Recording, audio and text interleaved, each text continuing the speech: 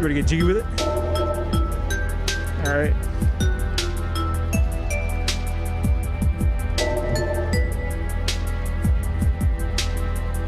Spreading the floor. That's right.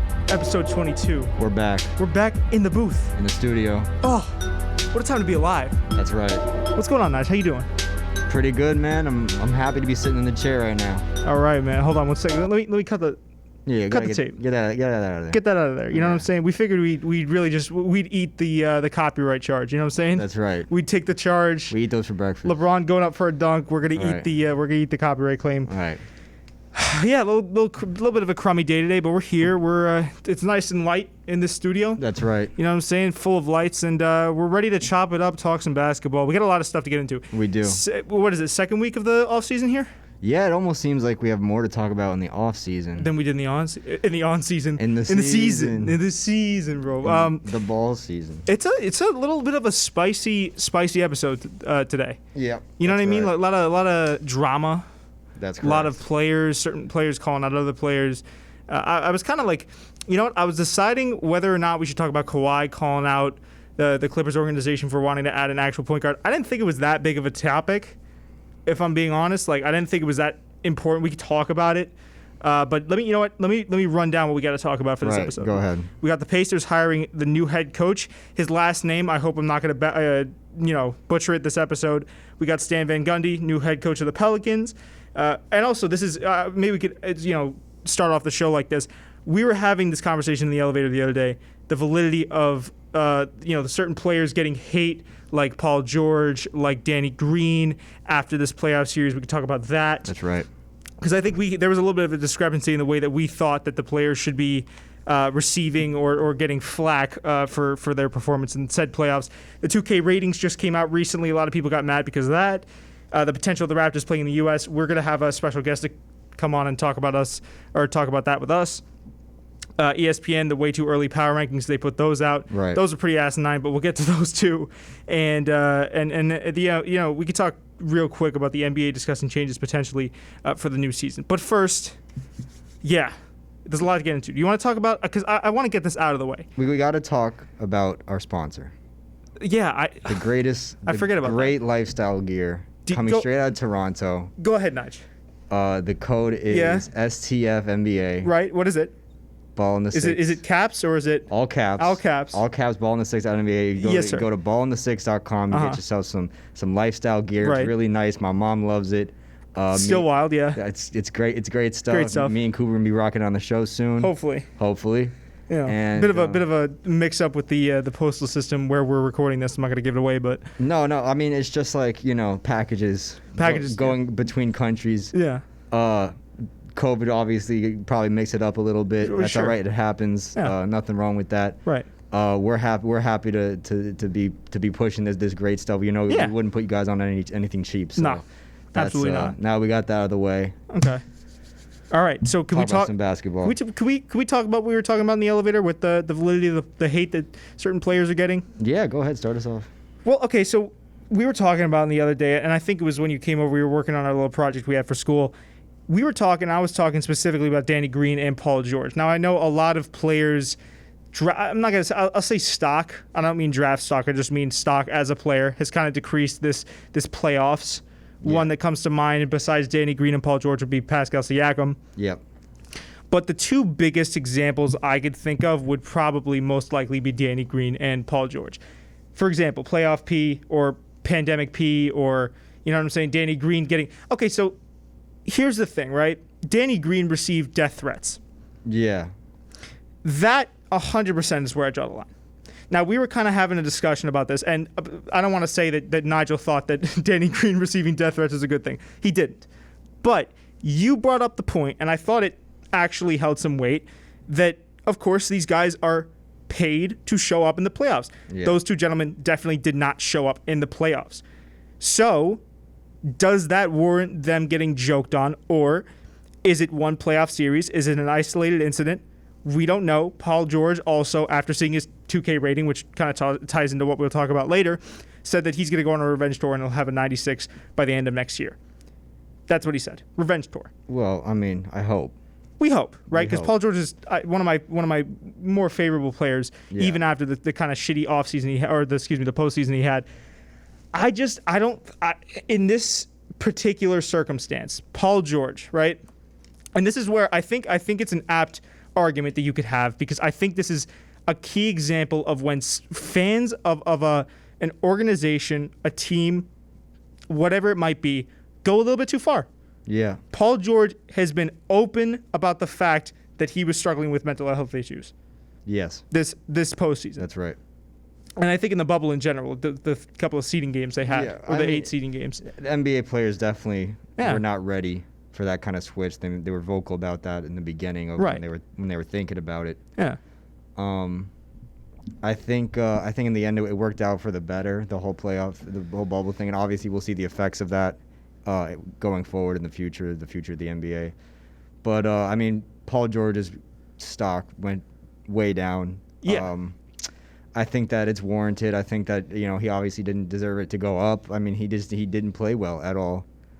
He was supposed to carry a large load of the Clippers' offense and defense, and he was unable to perform on the highest level on the biggest stage.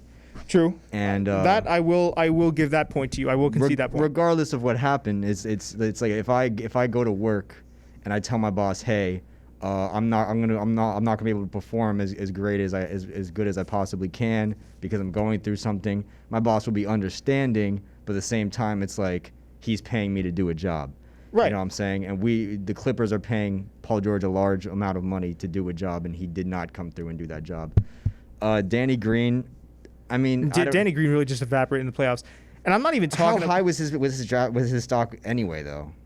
No, I mean, he had a great playoffs. I mean, he's been pretty consistent in past years in the playoffs. When he played for the Spurs, when he played for the Raptors last year, he was money. Like he's been good in the playoffs. I just think that certain people tend to and I'll get into it's less so that the players are getting paid to perform, which is 100%. I agree with you in that area, Nigel. If you're getting paid to perform and you're a guy like Danny Green and you have high expectations. Danny Green was one of the point guards that the Lakers got this year where I was like, wow, okay, he's going to be a great addition to that offense because he shoots great. Yeah. That was supposed to be his thing. And the one thing that he was supposed to do, he didn't do well. He's supposed to spread the floor. He was supposed to spread the floor. Spread the floor. The one thing he was supposed to do, he didn't even do. Right. So I understand from a logistics standpoint how if you're the Lakers, you could be like, okay, let's maybe try to. I'm not sure about what his contract is looking like, but like for the fans really to be sending death threats that's unwarranted. For Paul George to come out and say that he struggled with mental health issues and for the memes to continue, that's kind of where I draw the line because.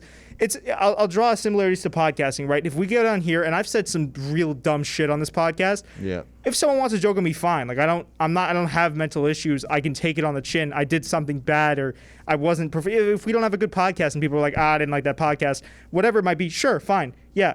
But if I come out and I say the reason I've been having a bad podcast is because, God forbid, knock on wood, my mother died. Yeah. I don't expect people to be like, yeah, well, you fucking suck at podcasting, kid. Get a better, you know what I'm saying? Like nobody's. No, of course not. And to some extent, I'm not saying that, because honestly, Danny Green got the shortest stick on that. You know what I'm saying? He really, I mean, to receive death threats, him and his wife is pretty ludicrous. But Paul George also received a large amount of flack. Yeah, well, I mean, here's the thing. I mean, obviously, we're two level-headed guys. Death threats are definitely out there. Right. When it comes to anything you're doing, no one should receive a death threat ever. It's illegal and it's wrong. It's morally incorrect. However, I mean, like when Danny Green has had better post seasons, he was a bigger part of their offense. He was scoring more. They relied on him more. Yeah. I don't know if you've ever played organized basketball, but when you're on the court and you're not really getting the ball all that too often, then you're going to take shots and they're not going to go in just because you're not used to shooting it. You know what I'm saying? That's every time I step on the court. You're just not warmed up. You know what I'm saying? Right, yeah. So, I mean, if they're asking him to stand in the corner the whole game and then they pass him 3 open look threes, he's probably not going to nail any of them. He's just not shooting the ball. He's just not used to shooting the ball. He's still not warmed up. You think he's a rhythm shooter? He's got to get into a rhythm? I think he definitely has to get into a rhythm. I also just think if he's involved more, he'll do better. And we've seen that in the past. Right. He's definitely a good basketball player. He's a great 3-point shooter. And that's all right. I mean, it's just the reality of the situation is the Lakers weren't really using him. You know what I'm saying? And when they did, he wasn't able to step up because of the aforementioned issues. Yeah, you can't just step up on the. I don't care who you are. You can't just go out there after not having the ball for the whole first half and then go out in the second half and just start knocking them down. It doesn't work like that. Yeah. You know what I'm saying? You gotta be shooting. You gotta be doing. Right. Basketball is a rhythm sport. Yeah. You know what I'm saying? Yeah. You gotta get your fair share of Very touches. mental as well. Right. You know, you gotta be used to holding the ball. You gotta be involved in the offense, and he was involved to a certain extent. But it's like he was on the Spurs and on the Raptors, especially, he was more involved, I believe. Yeah, no, you could definitely make that point. I also think that getting back to what I was talking about with fans, constantly trashing him on social media. I mean, these guys go back to their rooms, and what do you think they're using? They're using social media. Yeah.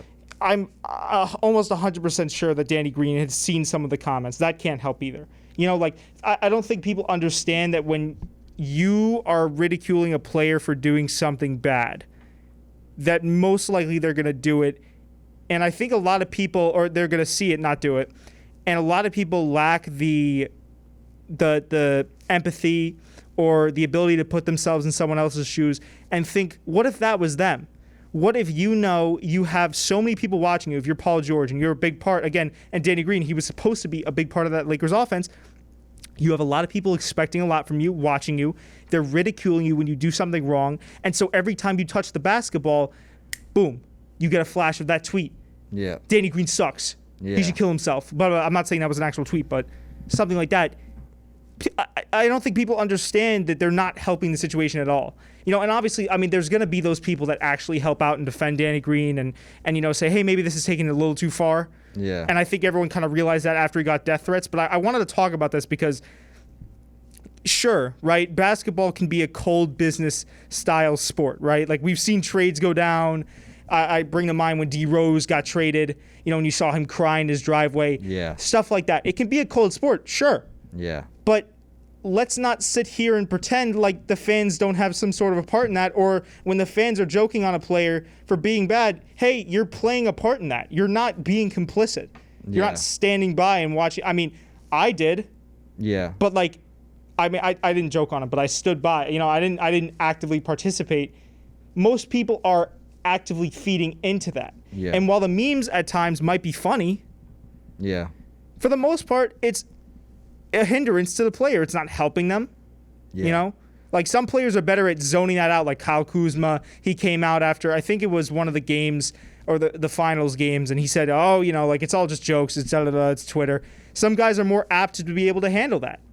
Yeah, well, you got to be in the right mindset, obviously. Right.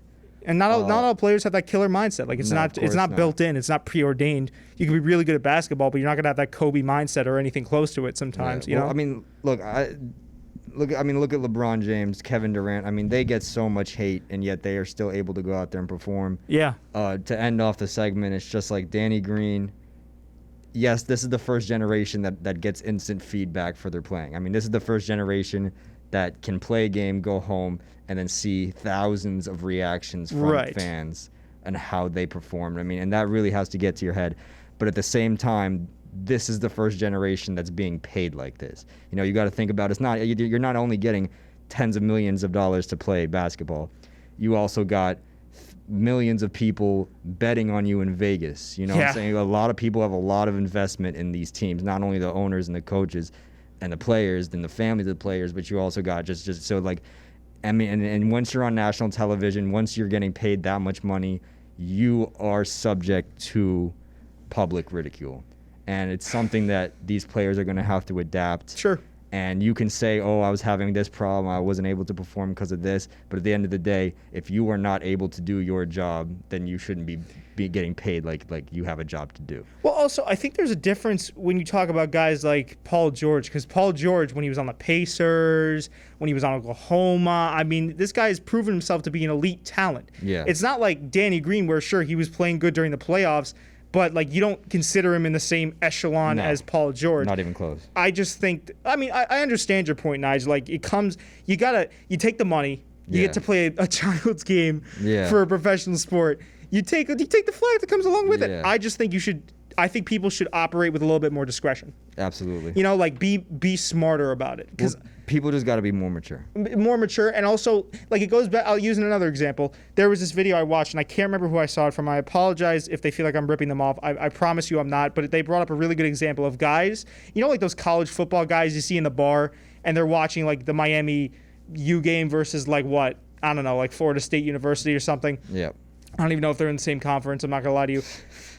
And the guy misses a field goal, right? Yeah. And some drunk 50-year-old dude, I could have done that with my eyes closed. Yeah. Everyone thinks that they can do what these players do, or maybe not to an extent.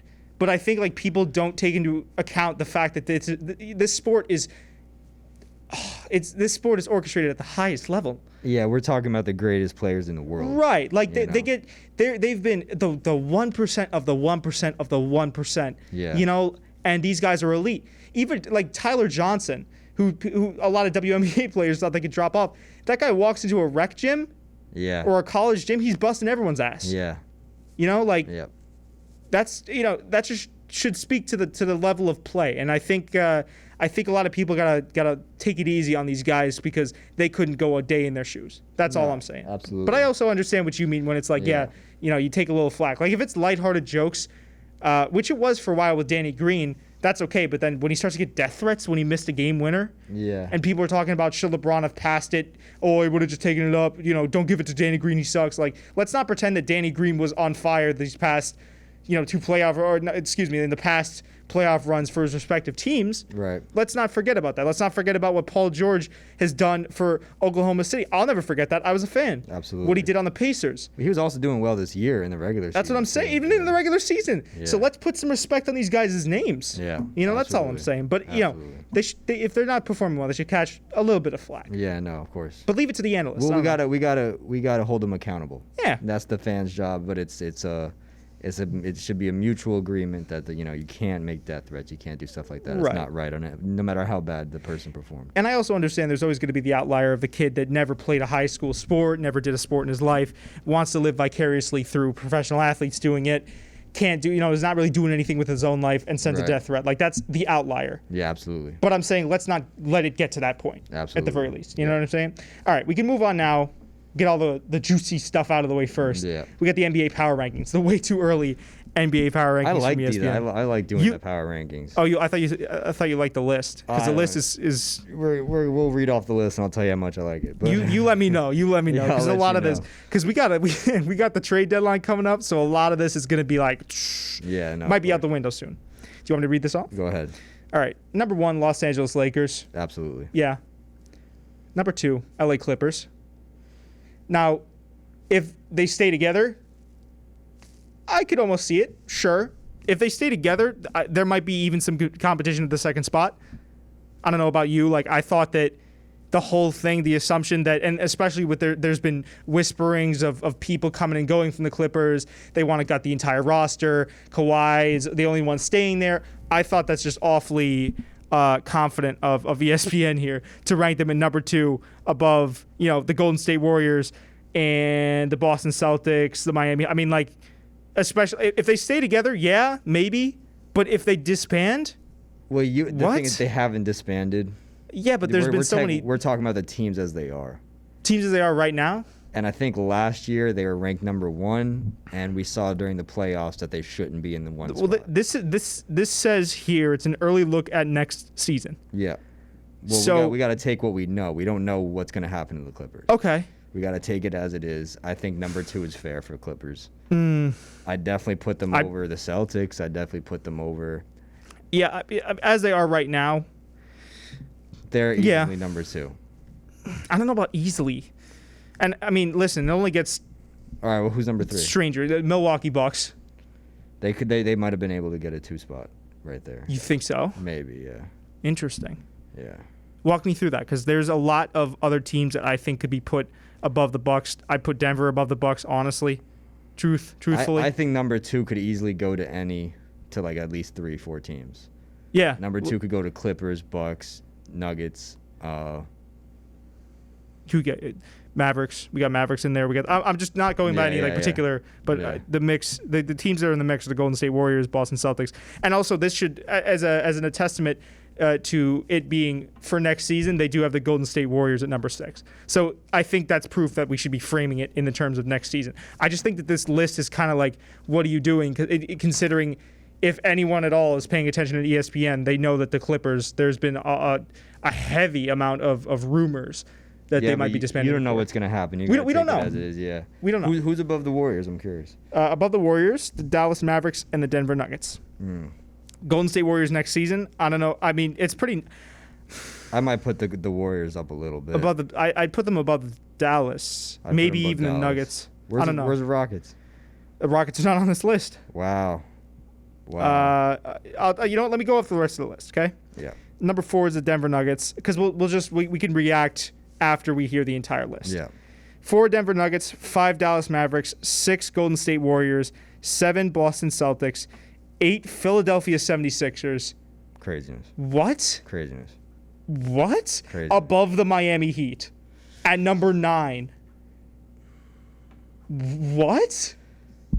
Did they have Max Kellerman make this list? What is this? I mean, if you're looking at the teams on paper, I guess. But teams on paper, if we're going off, you just got to look at the 76ers this season. No, they have a better on paper roster than the Heat. They do. But you gotta look at what these teams were able to accomplish. That's what I'm saying. I feel like that's what ESPN did. They're just like, well, I'll just look up the rosters. Looks like they just went on 2K and looked at the ratings in order. That's what I was gonna say, bro. He's like literally just like, okay, he's an 87. Yeah. He's got an 87. All right, you know what? Yeah. I'm gonna put him up there. Yeah. Throw him up there at number 7. Yeah. It's like, what are you doing? Yeah. No. I'm surprised the Rockets aren't on there.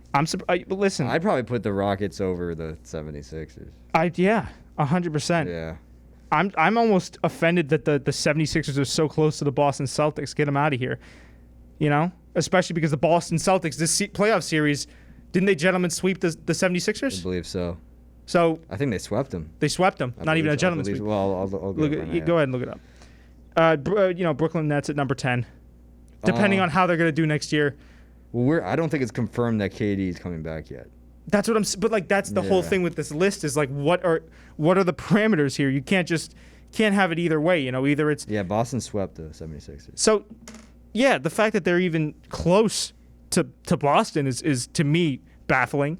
I'll talk about the teams where I don't mind where they're placed, and there's a few. Actually, you know what? This entire list is like I would move around this entire list, honestly.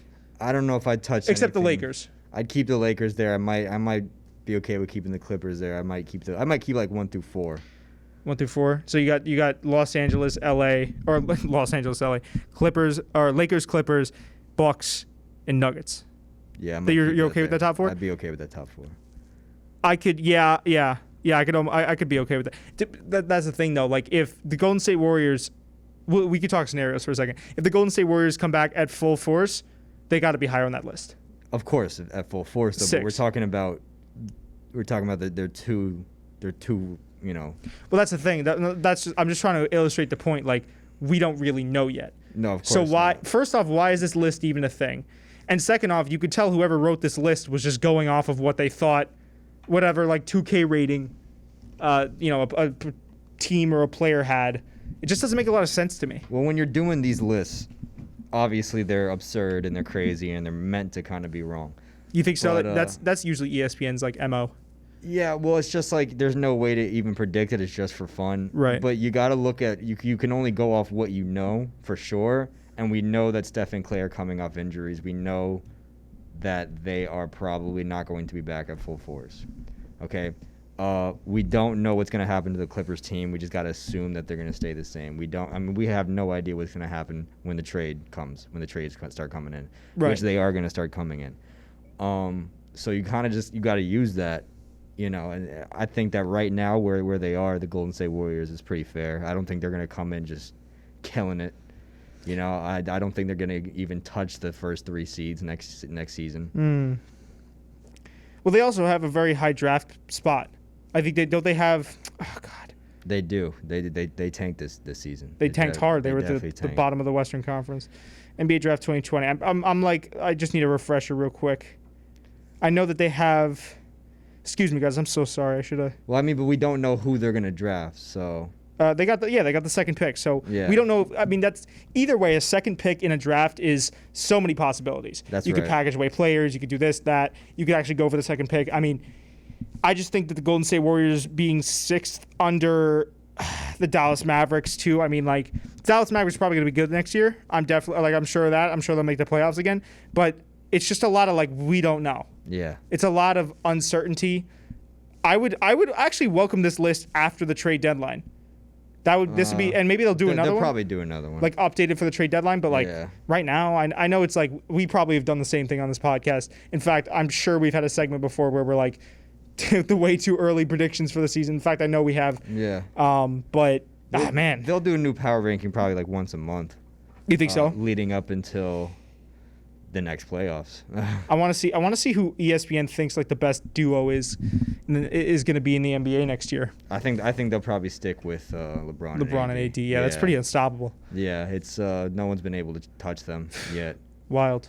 And you know the craziest thing, we were also talking about this the other day, is that they're not even like that Lakers team is not better than the 2016 Cavs. They're not better than the 2013 Heat. Yeah. It's just the NBA is so balanced this year. You know, there's no one to really come up and touch either one of them. So it's great. It's honestly, it man. makes for good basketball. I know we're gonna have. Well, again, it ties into what we're gonna talk about in a little bit, but we're gonna have a shortened off season for sure. Yeah. We might not even have a shortened season with no All-Star break, but you know, I'm just glad that it's not going to be that long of a separation in between seasons, and we're going to get right back into it. Because this trade deadline, while it's not like filled with the most star-studded players or guys that can go to a team and make a change, again, you don't need that in this NBA because, as you said, it's so balanced. So many people are that one piece away. It's going to be great, man. I'm super excited. I'm super pumped, man. Absolutely. You know, but I guess you know what? Listen, we could segue into that. Yeah. We could talk about the NBA, a potential 72-game season, no All-Star break, players just get 2 weeks off, and it starts Christmas or sometime around Christmas. Yeah. Wild. I mean, as I don't care what the schedule looks like as long as these players aren't playing back-to-backs. I think they should just cut back-to-back games out completely. Well, with a shortened season, they'll be able to, I think, spread things out a little bit. You know? Yeah, I'd hope so. As long as there's no back-to-back, and there probably will be. There's always a few for like the lower tier teams. But as long as you keep those down to a minimum, I don't care if it's an 82-game season or 72-game season. I don't care. The records aren't that important. I'd rather not have guys getting injured and getting tired and playing poorly because they have to play 2 games one game on Monday, 1 game on Tuesday. I mean, that's just ridiculous. Yeah. No, for sure. And I think maybe with a 72-game season, depends on how many breaks the players would get, especially because, you know, they were talking about the All-Star break being canceled. Guys would just get like 2 weeks off to go about and probably just, I'm sure there'd be practices, but for the most part get their rest. I wonder how that's going to affect load management and certain players that are really injury prone, like Joel Embiid. You know, Ben Simmons got injured this year. I mean, like I wonder how that's really going to affect, to your point, player injuries. Yeah. Would they take extra? You're right. Would they take extra precautions, or is it going to be injury city? You know, because like with baseball, and another thing with baseball, I think that a 72-game season, a shortened season, wouldn't be the worst thing in the world. Because if you shorten a season, by the laws of math, every game means a whole lot more. So we could see a lot more. I mean, that was what I thought would happen with this year's MLB season, and look at how that turned out. So I think it's going to be a lot more competitive basketball if we see that. No All-Star break means guys are more rested. Could see another bubble type effect. Yeah. I mean, sheesh, man. You know? Well, you see, that is a very good point. If every game means more, how does that affect the NBA? Would we see the teams that are better being at the top, like we usually do, or would we see the teams that want it more being at the top, that we usually don't see, but we did see in the bubble? So that's really what you got to compare. You got to take, you got to weigh your options. I'm all for the 72-game season. I don't even really need an All-Star game if that's not, you know what I'm saying? Like it's good and I'd appreciate it, but if you told me that we weren't getting one this year, I wouldn't be that pressed. So that we could have a good season, I'd be fine. Yeah. I wouldn't mind. 3-point contest is always fun. The 3-point contest is always fun.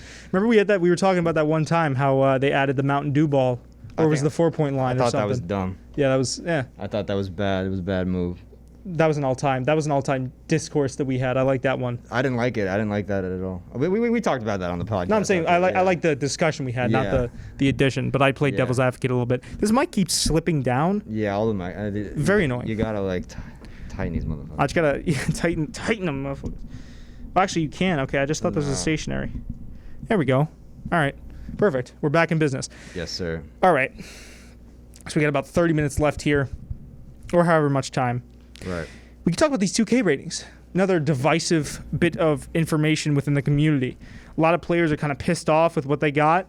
Certain players are breaking records, like LeBron getting a 98 when he started off in 2K 2007, I think, with a 97, which is crazy because it's his like 17th. It'll be going into his 18th year in the league, correct? Yeah. And he's a 98. He's the highest rated player in 2K. He earned it. Oh, I'm not saying he earned it. I'm not saying he didn't earn it, but just crazy all on its own.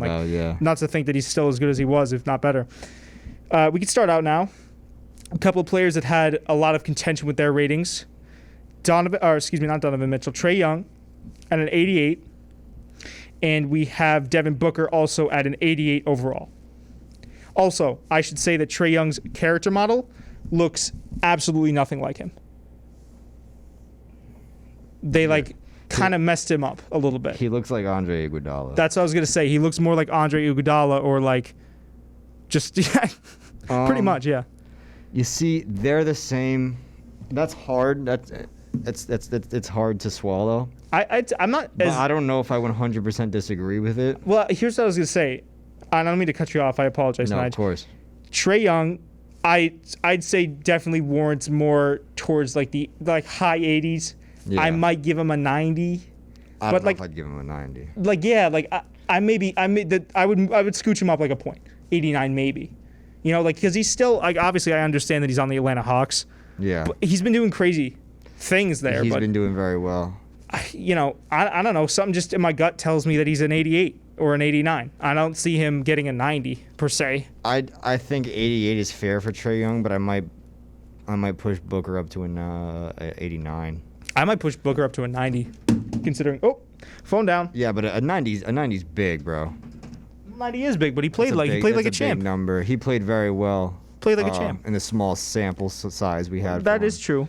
Well, that's the other thing I was going to bring up. A lot of these players, I feel like the bubble aspect of how they played really plays into it. Yeah. So, I mean, yeah, he played like a champ. It was in the bubble.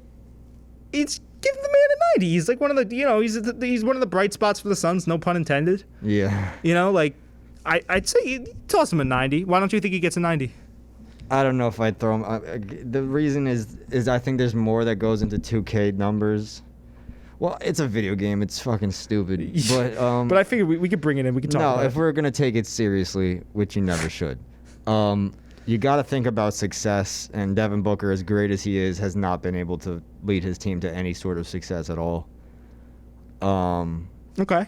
Trae Young is a sophomore or a junior? Junior, I think. I think this is his third year in the NBA coming up. Yeah, he came out of Oklahoma. Yeah, and he hasn't. I mean, and Devin Booker's a lot older than Trae Young. He got a couple years on him, and we don't really expect that much. We were taking Trae Young's skill set, right? Because that's all we have to go off. He hasn't had enough time to really impact his team. We haven't had enough time to see how good he really is, on a team. We have had enough time to see how good Devin Booker is, and his skill set is definitely up there, but it's not. He has not been able to bring any success to the people around him. That's what I was going to say about Trae Young. You were talking about Trae Young, correct? I was saying Devin Booker because he's been in the league a couple more years, and what has he accomplished really in that time? Right. Well, yeah. But going back to what you said about Trae Young, I think that I need to see a little bit more from him in terms of what he can do. I have no doubt that the sky is the limit for this guy. He's a terrific talent. One of the probably going to go down as one of the greatest. He's just fantastic, right? Yeah. But give him a bit more time. And I think even though I know that you can up your rating over the course of the season, I'm pretty sure there's upwards mobility. Yeah, you do. So if you really want, with all these players, if you really want to up your rating, play like a dog. Yeah. Play like a junkyard dog. Yeah, absolutely. I do hope that Devin Booker finds some success though. Yeah, either get out of Dodge or bring your team to a championship. Yeah, absolutely. Okay, we got Pascal Siakam at an 88. Yeah. Are you putting Pascal the same as Trae Young and Devin Booker? Eh. I think that's a little bit high. I was gonna say maybe a little high. Well, all right. No, But I kinda, no offense to Pascal Siakam, spicy me. him or Dom, but I mean, like, cause Toronto Raptors. But we're talking about I know his draft really or his stock really depreciated in the playoffs for sure. But again, he didn't. He was the most improved player, but he's not. Again, he's not a guy that's gonna be able to lead the team to like much success. What makes you say that? I'm curious. What makes you say that? What makes me say that? Yeah. What off the top of your head, just if you had to pinpoint why you say, is it just his playoff series, the way he played this series, or was it? I feel like he's a secondary guy. He was when Kawhi was there. He's a complimentary guy, right? Okay. And he played a very good complimentary guy when Kawhi was there. But then Kawhi left, and he was expected to lead the charge, and we didn't really see much out of him. I don't really see many Pascal Siakam highlights. He's not doing anything crazy out of the ordinary. Yeah. So it's like he's very good, but then we look at Devin Booker and Trae Young. These are people that you hear about. Definitely more of an impact all the time. Yeah. I think that speaks volumes because Siakam has a better team. That we should hear about the Raptors more than we do. Yeah. But we don't. Okay. I could see that. I think you're right. I think he plays a great secondary. I thought that he would kind of step up, and to some extent, he sort of did this season. He did, yeah. He didn't have the best playoffs, though. But again, I'll go back to what I said at the beginning of the show. It's that don't count this guy out just because he had a bad playoffs. Yeah. Everyone could have a bad playoffs. I would maybe put him down a few spots in terms of overall. I think he should go down like 3. But again, I don't hate the fact that he's an 88 overall. I think that in reality, if you think about, I mean, listen, if I need a big on my team and I need a 3, 4, 5 spot, I'm taking Siakam. Yeah, absolutely. Over countless people. So I know that he didn't quite have the best playoffs per se, but again, I'd say don't jump the gun on that. And I'm not invalidating your thing because I think he definitely there should be some negative connotation on his 2K rating. Yeah. But I don't know.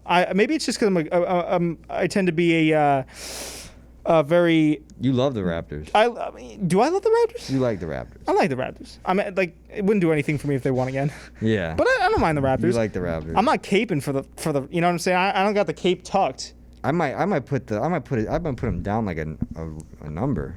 I might put him down to like an 87, 86. Oh, I thought you meant like an entire 10, just like no. Put him at a 70. That's what I was gonna say. No. Maybe like 3 numbers. I'd put him down a little bit. Maybe like an 85. I don't think he's on Devin Booker's level. I don't think he's on Trae Young's level. Certainly not.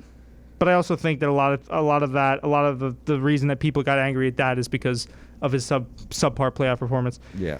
Russell Westbrook, the same. 88. 88. Nah. It's feeling a little bit more fair. Another guy that didn't have the best playoffs, but again, I'd say it's warranted.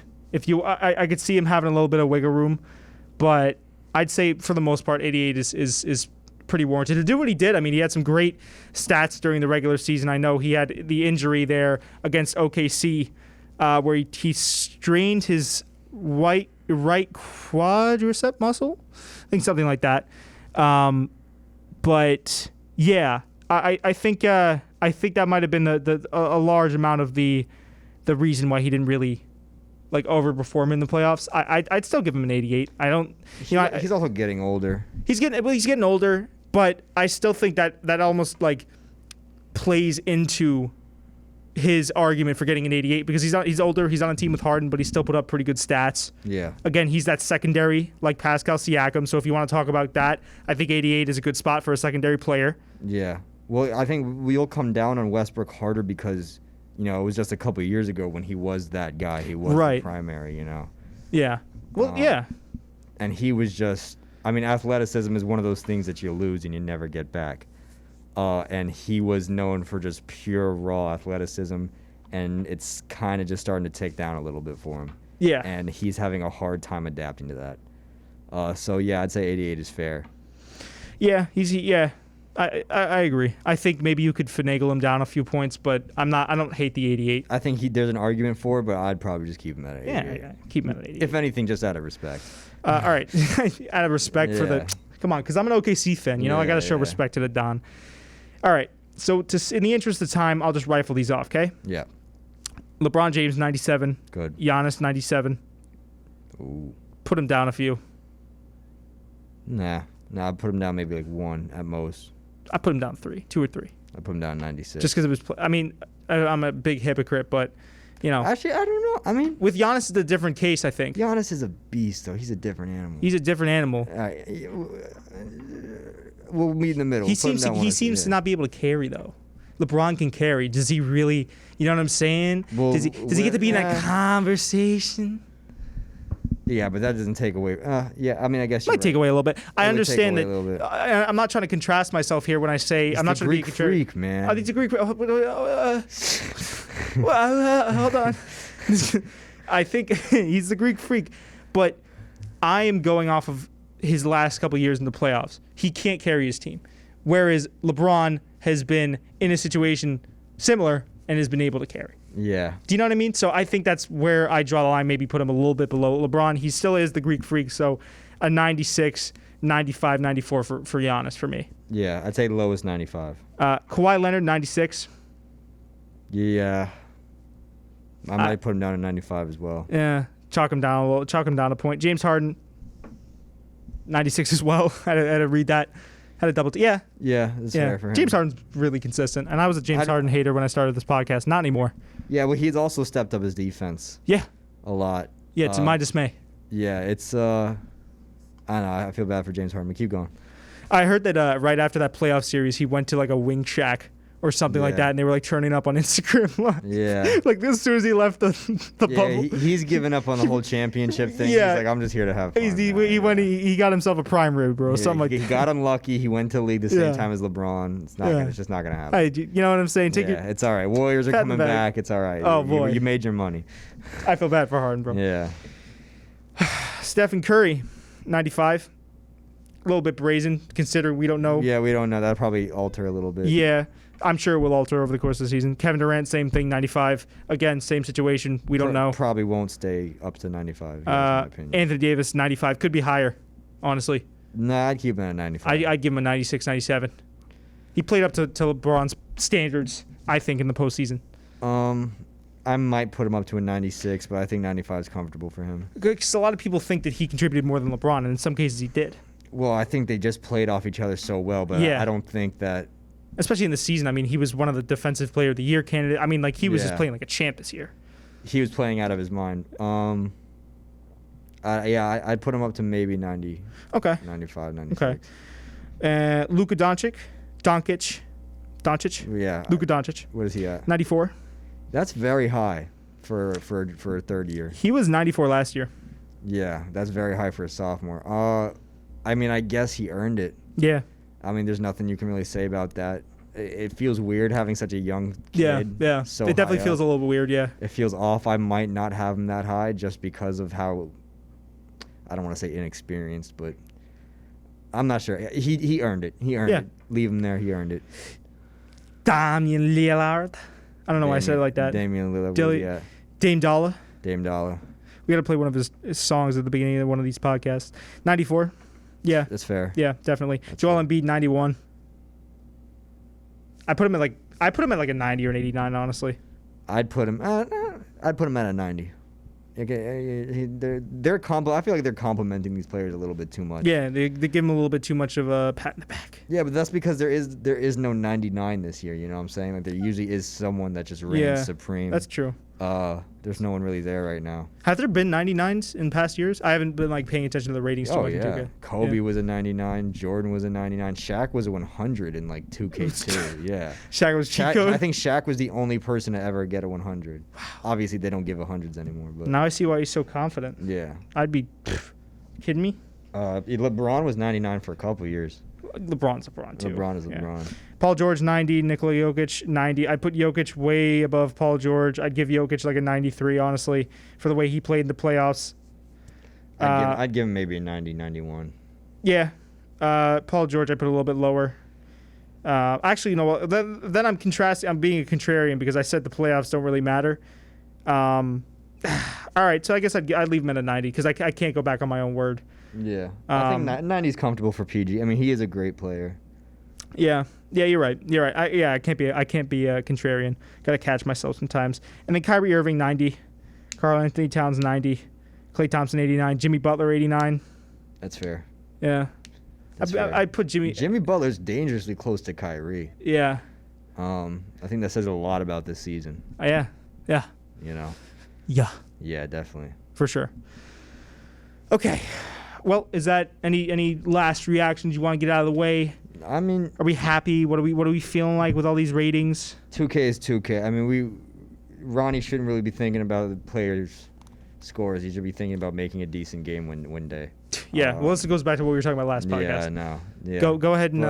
No, it's fun. It's fun to see it. You got to have your superheroes. You got to have your teams that are just powerful, teams that people want to play with. Right. If you had a 2K where everyone was below 95, would it be fun? You know what I'm saying? No. It's so broken. It's barely fun as it is. Yeah. So sure. You know, give everyone curve everyone's grade up a little bit. Drop that bomb, Nige. Yeah, there you go. Talk your shit. Yeah. Yeah. Give him a little. Give him the curve. Give him the curve. Give him the curve. Give him the curve, Ronald. What's next, baby? All right, we're gonna talk Stan Van Gundy. Stan Van Gundy. I don't know much about Stan Van Gundy. Well, okay, yeah. Well, neither did I. Yeah. So I'll fill you in as we go, and then we'll have our lovely guest for today, Janet. Sure. The beat writer for ATBnews. She writes for the Raptors. Very lovely lady. Very excited. Knows what she's talking about. I'm excited to have her on the show. Okay, so Stan Van Gundy, obviously recently hired as the head coach for the Pelicans. Right. He was in Orlando. He's been in the NBA since, and I had notes on this, and they completely got erased off my computer, so I'm so angry. I'm going off of memory here. Matter of fact, let me pull it up on my phone here. Stan Van Gundy, I know he was in the NBA since 2003 up until 2018. Then, if I'm remembering correctly, he took a analysis job at ESPN. Now he's back as the head coach of the Pelicans. For the most part, his head coaching record is .577. So he's an above-average coach. Okay. He has had one season, 2008 to 2009, where he took the Orlando Magic to the Eastern Conference Finals. That was right around prime Dwight. Yeah. He's also mentored Shaq. Yep. So for the most part, his career, and even with Detroit, he made it to the playoffs once, but they got ousted in the first round, if I'm remembering correctly. Well, I mean, I know Steve. I'm gonna check this out. Stan Van Gundy. I mean, I've heard his name before. Every NBA fan has heard Stan Van Gundy's name, but as far as like what he's accomplished, I was not too familiar. Yeah. That's why I wanted to go out and do the specifics. The specifics. Okay, 2003 to 2004, he was with Miami. Okay. He had a 42-40 record. 2004-2005, a 59-23 record. That's very good. 2005-2006, an 11-10 record. He only did 21 games. 2007-2008, he was with the Orlando Magic, 52-30. That was 52-30, right? 2008-2009, 59-23. And not only did he make it to the Eastern Conference Finals, he made it to the finals. They went off against the Lakers. I'm just remembering that now. Yeah. I'm trying to go off of what I had in my notes before the show. So he's made it into the playoffs out of 1, 2, 3, 4, 5, 6, 7, 8, 9, 10, 11, 12 years as head coach, right? He has made it in to the playoffs 1, 2, 3, 4, 5, 6, 7, 8 times. Pretty good. Yeah. So he is a great coach. And like I said, he's been around a lot of talented players. Yeah. Shaq, Dwight. He'll fit right in with those youngsters. He should be, right? With Lonzo and Zion. Pelicans are already a great young team. I'm going off of the statistics. Again, I haven't watched the Orlando Magic that closely. I wouldn't know about their history all that extensively. I know about prime Dwight. Yeah. I know that team was pretty dirty. Very good team.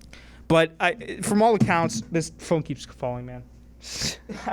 From all accounts, Stan Van Gundy is a solid head coach. He's an analyst. I mean, you're not going to get an analysis job at ESPN if you're not cold. So, yeah, I think it's a good pickup for the Pelicans. I agree. I don't mind. There was also a little bit, if we want to talk about the surrounding noise around that, Jalen Rose, because in preparation for this podcast, I watched an interview on The Jump with Jalen Rose, or it was another ESPN basketball program, and he understood that Stan Van Gundy was a qualified person for this job. You know, like I said, he's got the record to prove it. Right. but he brought up again the issue of other black head coaches or gentlemen that were black that did not get the same I guess chances as Stan Van Gundy. And again, it is something that I think needs to be looked into, of course. But for the most part, I'd say that Stan Van Gundy is. I think he deserved a strong candidate. I think it was definitely. You could definitely kind of see it with the Steve Nash. The argument was definitely there with Steve the Steve Nash getting a head Stan coach. Van Gundy, I feel like, has kind of like the I think Stan Van Gundy has acumen. more than enough. Yeah. Acumen. Yeah. Experience. Yeah. I think he deserved it hands down. Yeah. Where did Tyronn Lue go again? Tyronn Lue is now the head coach of. Is he the head coach of the Clippers? I feel like he might be. Tyronn Lue. 1 second. Tyronn Lue. There he goes. There he goes right there. Yep. Los Angeles Clippers. Yeah. That is correct. Yes. How do you feel about that? Did we talk about that yet? I mean, he's an experienced coach, but at the same time, I don't know how. Well, the main strike I think against him is that he was around. Of course, he was around a lot of talented players, like LeBron. So he didn't have, he kind of got carried in a sense, and that he's not like the best coach. But, I don't think he's a very good coach. I'll just straight up just say that. I hope he proves me wrong this season. Yeah. But well, isn't that the main strike against him is that he's been carried to the finals a lot by like LeBron? Well, obviously every coach is kind of carried by their players, but it's like he hasn't done anything like I don't know. You look at guys like Greg Popovich, one of the greats. Right, Of course. Look at like Steve Kerr, Coach K, and then you see Tyronn Lue, who's kind of just like, taking a back seat. He's not really that strong of a coach, and maybe that's something you want on a team like the Clippers. Maybe it's not. In my personal opinion, I don't think that's what you want. However, you got to think that Stan Van Gundy is probably going to fit better as a coach of the Pelicans, and Tyronn Lue will fit as coach of the Clippers. Oh yeah, no, I definitely say that. I'm looking up his coaching record now. Been a coach since 2011. Coached in Boston, the Clippers, and then Cleveland, obviously for a while. Yeah, his coaching record for the most part, he has a better coaching record than Stan Van Gundy, 607. Yeah. In the playoffs, he's made it to the Eastern. I mean, obviously, like he's had on paper. He has a ring. Yeah, I mean, well, since 2011, excuse me, he's been a head coach in Cleveland 2015 to 2016, and then obviously through then till now, he's had a little bit of a stint. Yep. So yeah, I mean, listen, he has a better on paper win-loss, I guess, record than Stan Van Gundy at the helm. But again, like I think a lot of people would go back to the fact that he had LeBron, and that was like GM LeBron. Yeah. So I'm not sure. I don't know. Well, this is the proven test. year. Yeah, absolutely. I was gonna say that's what I was gonna kind of say. Definitely has something to prove. And again, like if this Clippers team doesn't disband, again, those are all star talents, but there's a lot wrong, or that potentially could go wrong. And I talk about the Clippers, man. I mean, just like no stranger to having a super talented team and then just having it disintegrate because of locker room problems. Yeah. For real. The Lob City Clippers, now these Clippers. Yeah. So if he can manage to wrestle that in, I think that does a lot for his legacy, honestly. Absolutely, I agree with you 100%. Okay, with the last around 10, 15 minutes of the show, let's talk to Janet. Yes. So we're going to do a cut. We'll see you guys in like 2 seconds, okay? And we'll get everything rigged up. And we'll be back in momentarily. Alrighty, so guys, we're trying something new. We just came back from, for you guys, it's going to be like 2 seconds. But for us, took a little break. We got Janet in the studio. This is the first time we've had someone over Zoom. That's right. And for anyone that's wondering about the sound quality, hopefully you can sync up to her mouth. We have her over the in-studio phone, and then we have her over Zoom. But we wanted to try it. We figured because, for future guests, if we get someone, we want to be able to go in here and kind of talk over the mic. But without further ado, Janet, how are you doing? I'm very good. How are you guys doing? We're doing good. We're podding. We're doing great. We wanted you to come on and bless us. Yeah. We want to hear your takes. We want to talk about the which coach is it? It is Ben, correct? Ben Bjorkgren. Bjorkgren. I've never heard of that man before. Okay, so a lot of people probably wouldn't. I again did the research, and he's actually like had a lot of proper experience at the coaching position, at the assistant coaching position. He's been down. Excuse me, not Ben. It's Nate Bjorkgren. Nate Bjorkgren. He's had a lot of experience. He's been down in the D League. He's coached a lot under Nick Nurse. Obviously, Janet, as you know, a great head coach. As any real NBA fan would know, a fantastic head coach. So he's undoubtedly probably absorbed a bunch of great knowledge for coaching NBA basketball. I don't mind having this guy in at the Pacers' helm. I think it's going to be definitely an experiment, but he said that he kind of wants to capitalize on the Pacers' strength, moving the ball, 3-point shooting, defensively, just disrupting plays. I think that's their bread and butter. I mean, they got Malcolm Brogdon, a bunch of guys that can and it's a young team too. So he said he's willing to kind of experiment a little bit and not be locked in on one kind of lineup or one, rotation. So I guess we could get your opinion first, Janet, or I guess I got mine first. But you are the esteemed Raptors fan here. So how do you feel about this, being that he was in Toronto for a while? Of course, as a Raptors fan myself, I'm going to miss him because he is a great coach. And you oftentimes hear people speak on the web of coaches and personnel that have come from Greg Popovich. Well, I feel like this is kind of the beginning of Nick Nurse's web of coaches and personnel because, as we know, Nick Nurse in his first year as a head coach won an NBA championship. Now, Crazy. I'm not saying the same will happen for the Pacers. However, you are getting a good coach in Nate. So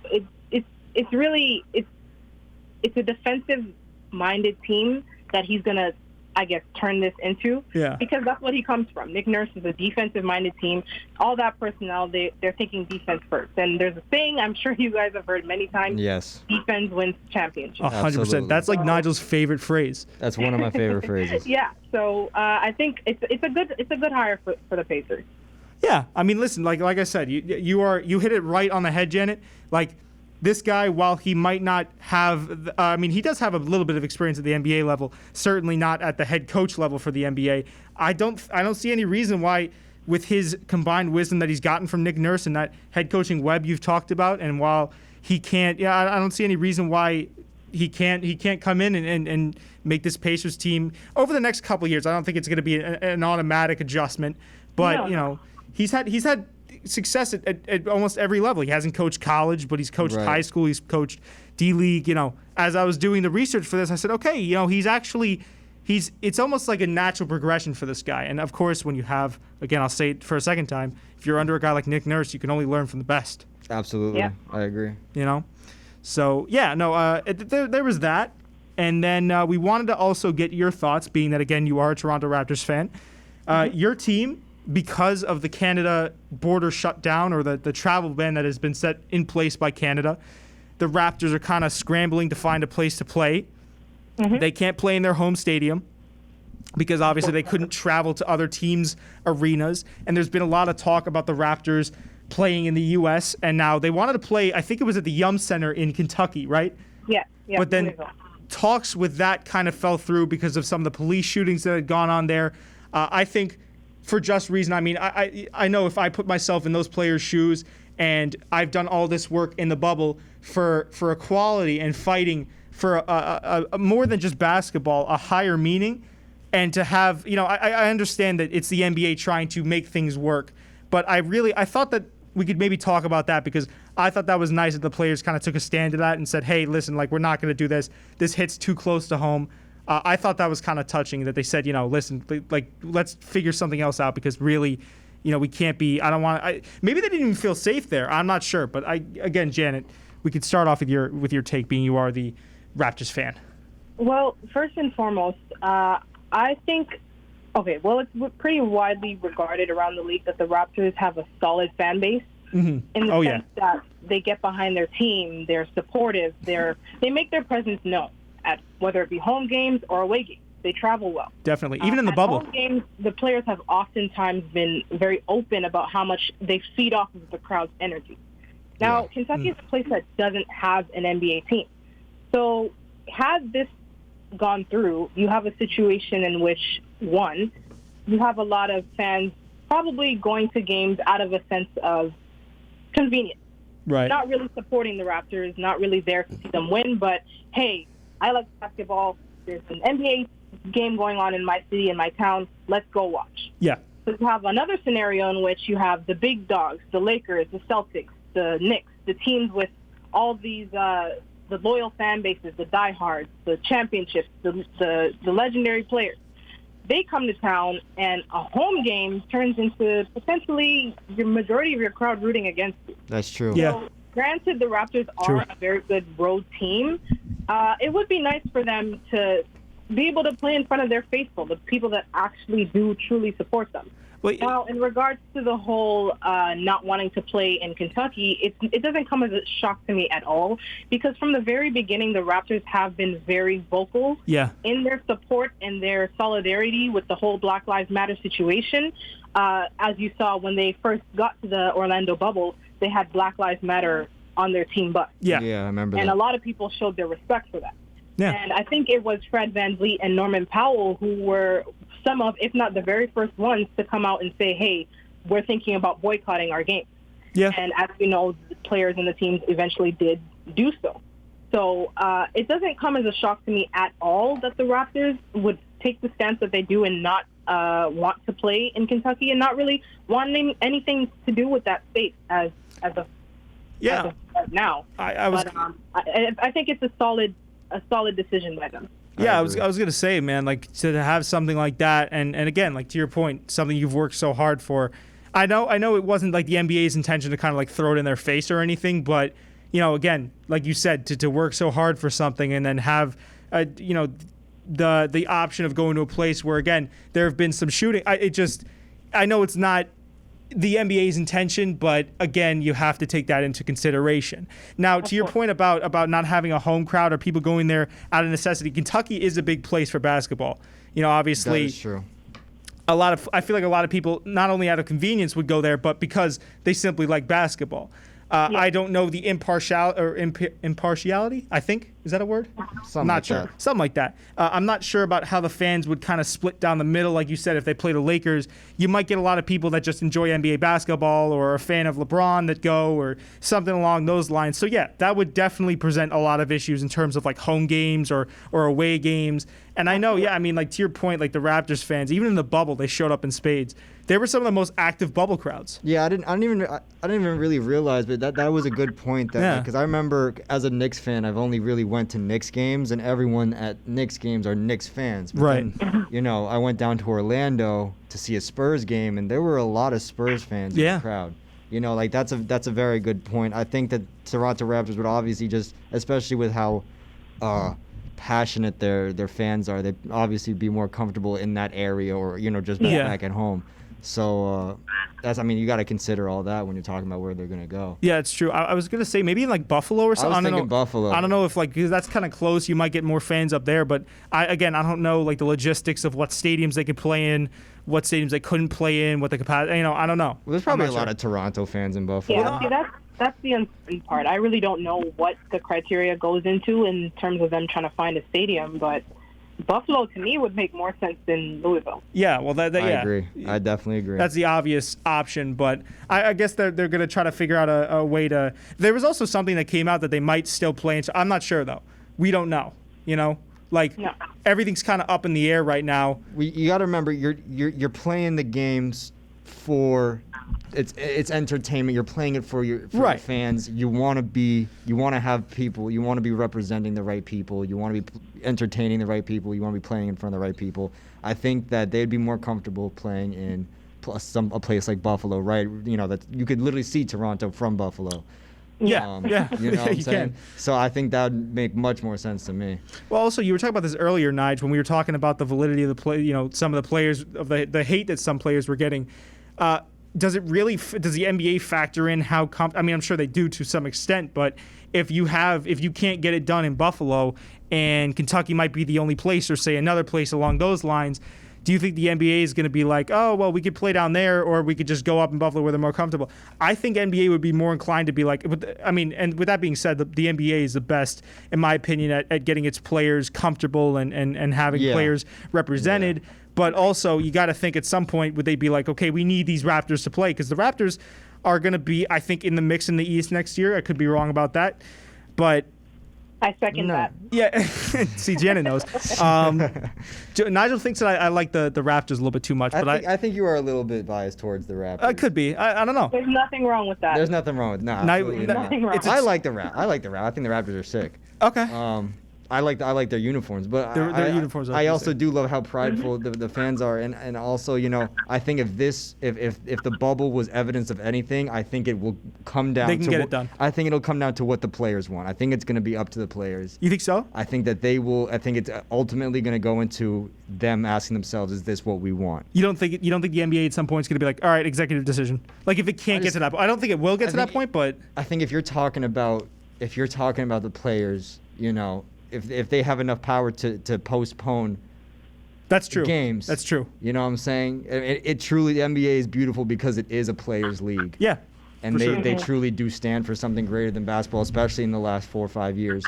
I think it will come down to what the players want, but I do think that they want to play basketball. Yeah. I think they are willing to give and take a little bit. Yeah, for sure. For sure. Definitely. All right, well, we're reaching the end of the show here. Janet, did you want to plug anything? Did you want to, any last closing thoughts? We'll definitely be having you on the show again. You did terrific.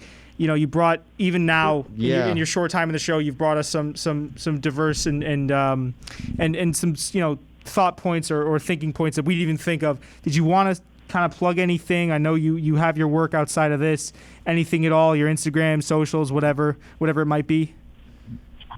Well, my Instagram, you can follow me at Janet Samu, JanetSamz. I will shortly be starting a YouTube channel where I'll be talking about basketball and topics and different NBA-related things. So as soon as I get that, the next time I'm on this show, I'll give it to you guys, and then absolutely, you can perfect. No, that'd be awesome. Perfect. Yeah, you know your stuff. You can talk shop with the best of them. So we appreciate you coming on the show, Janet. And we will talk to you whenever we next talk to you, which I'm sure will be sometime down the road. We hopefully got some guests lined up. I know we might have a guest for next show lined up, so we'll see what happens with that. But for now, Janet, thank you for blessing us with your presence. And catch you in the next one. Guys. Yeah, we'll see you in the next one. All right, thank you guys. Awesome. Thanks for coming on, by the way. That was very good. I think you're the first actual guest that we've had. Yeah. Yeah. So we wanted to make sure that it was all gonna it was gonna be seamless enough, and I think it really worked. I think we definitely made it work. All right. Well, with that, I want to end off the show here. Oh, I thought we already ended it. No, I was gonna say I don't know if but no, we'll end it off here. Little seam. That was not bad. Yeah, a little seamless. Awesome. But without further ado, guys, that's been this episode of Spreading the Floor. As always, I have to say at the end of the show, we are sponsored. If you go to shop.ballinthesix.com, that's ball in the six, for all of your lifestyle, basketball lifestyle clothing out of Toronto, Canada. I'm messing it up a little bit today. If you use code STFNBA, all caps, you can get 20% off of your purchase. Tell them we sent you. We know the guy that runs it. He's a good guy, and we know the people he hangs around with. Janet, good people as well. Thank you again. So, yeah, thank you again. And, guys, we'll see you in the next one. Peace. Peace out.